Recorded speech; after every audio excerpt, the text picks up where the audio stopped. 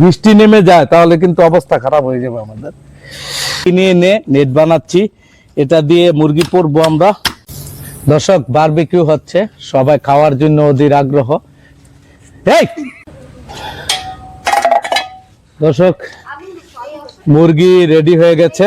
দেখতে পাচ্ছেন, এরকম ভয়ঙ্কর পরিস্থিতির মুখোমুখি হতে চাইলে আমার সাথে চলে আসেন। খালাদ ভাই কান্দাছো কে? খাবারের চেয়ে আনন্দটাই বেশি। আলহামদুলিল্লাহ, আসলে রিজিকের মালিক আল্লাহ। গ্রামের বাড়িতে আছি, বারবিকিউ খাবো। এখন নেট নাই, মুরগি টুরগি কেটে রেডি করা হয়েছে। রাত বাজে এখন প্রায় 10:30। তো ছোট পোলাপান সহ সবাই অপেক্ষা করছে। এখন খেতে খেতে ফজরের আজান হয়ে যায় কিনা সেটা বুঝতে পারছি না। এই নেট কিনে এনে নেট বানাচ্ছি, এটা দিয়ে মুরগি পোড়বো আমরা। দর্শক, মুরগি রেডি হয়ে গেছে, আগুনও মোটামুটি ভালো ধরছে। দোয়া করেন আমাদের জন্য। একটা মানে গজল আছে না, যে আল্লাহ আল্লাহ কিয়া করো, আমাদেরকে রক্ষা করো, বৃষ্টি দিও না আল্লাহ। এখন মুরগি পোড়বো, কারণ ফারানে ক্ষুদায় কান্নাকাটি করছে। আমি এসে গেছে ইনশাল্লাহ। আপনারা একটু দোয়া করেন যাতে আমাদের আজকের এই মানে দুর্ধর্ষ অভিযান, মুরগি পোড়া অভিযানটা সফল হয়। এর ভিতরে আবার যদি বৃষ্টি নেমে যায় তাহলে কিন্তু অবস্থা খারাপ হয়ে যাবে আমাদের। খাবারটা কিন্তু কোনো বিষয় না, আসলে এটার আনন্দ কোটি টাকার মতো। একটা পিকনিক হচ্ছে এখানে, একেবারে সব দিয়ে দিচ্ছি আল্লাহর রহমতে। ইনশাল্লাহ আশা করছি খুব দ্রুত হয়ে যাবে। চলো না ঘুরে আসি অজানাতে। আর আমি বলবো যে চলো না ঘুরে আসি আমার সাথে বারবিকিউ খেতে। কে কে আমার সাথে বারবিকিউ খাবেন চলে আসবেন, কি বলো ফারহান? জি, আমরা সবাইকে খাওয়াবো নাকি? জি অবশ্য ফারহান তোমার ভাগেও পড়বে, তুমি ভয় পেও না। তো দেখেন, এই অনুভূতিটা অন্যরকম। ইনশাল্লাহ খুব দ্রুত হয়ে যাবে। আমি মানে ভয় পাচ্ছি শুধু বৃষ্টির জন্য, যে বৃষ্টি আসে কিনা।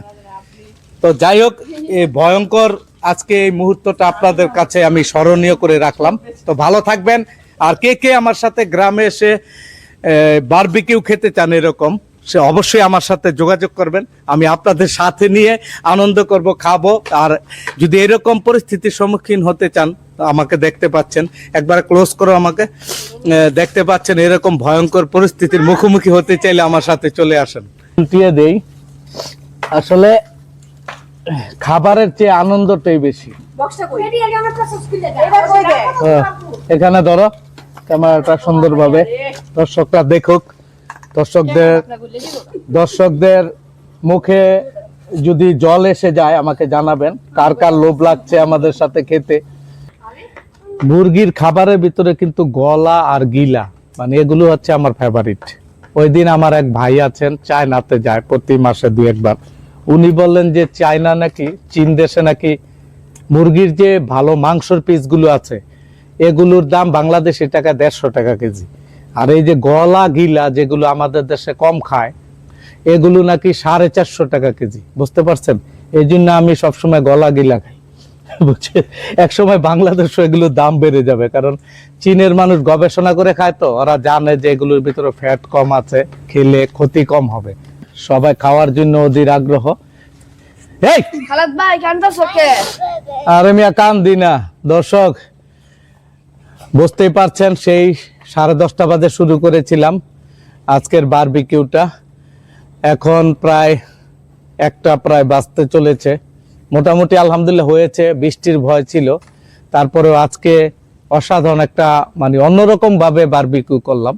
তো আজকের পার্টিটা এখানে মানে পোড়ার যে ভিডিওটা আমি পুরোটা আপনাদের দিলাম, পাশাপাশি রিভিউ দিব যে আজকের খাবারটা কেমন হলো। ইনশাল্লাহ আশা করছি খুব ভালো হবে, কারণ আমি যতবারই মুরগি গ্রিল পুরি আমাকে সবাই মানে স্পেশালিস্ট মনে করে, যে আমি একজন স্পেশালিস্ট। যাই হোক, ফারহান বলছিল যে আমি কাঁদছিলাম কে, বারবিকিউ যদি আপনি কয়লায় করেন, স্মোক গ্রিল যেটাকে বলে, স্মোক হচ্ছে মানে কয়লা, আর গ্রিল মানে এই যে যেটাকে পোড়া হয়, এই জন্য এটার নাম হচ্ছে স্মোক গ্রিল। আর স্মোক গ্রিল করতে গিয়ে আপনি চোখে পানি আসবে না, কাঁদবেন না, তাহলে বুঝে নিবেন যে আপনার স্মোক গ্রিল হয় নাই, সেটা শুধু মুরগি পোড়া হয়েছে। তো যাই হোক, স্মোক গ্রিল আমার সাথে কে কে খেতে চান আমার সাথে কমেন্টে জানাবেন, আপনাদের নিয়েও আমি পার্টি করব। অনেক পরিশ্রান্ত হয়ে গেছি, হাত কয়েক জায়গায় পুড়ে গেছে, এখন খেতে বসেছি, মানে খাওয়ার এনার্জি নাই, সবাই খাচ্ছে ওই রুমে, আমি একা এখানে বসেছি। বিসমিল্লাহির রহমানির রহিম। আলহামদুলিল্লাহ, আসলে রিজিকের মালিক আল্লাহ, তারপরে এত মজা হবে এটা আমি ভাবতে পারিনি, এরকম ভাবে পুরে, মানে এরকম আনকমন ভাবে মানে আজকের বারবিকিউ পার্টিটা হয়েছে। যাই হোক, আলহামদুলিল্লাহ খুব ভালো হয়েছে খাবার। তো ভালো থাকবেন, আমার সাথে যদি কেউ বারবিকিউ পার্টিতে যোগ দিতে চান কমেন্ট করে জানাবেন। আসসালামু আলাইকুম।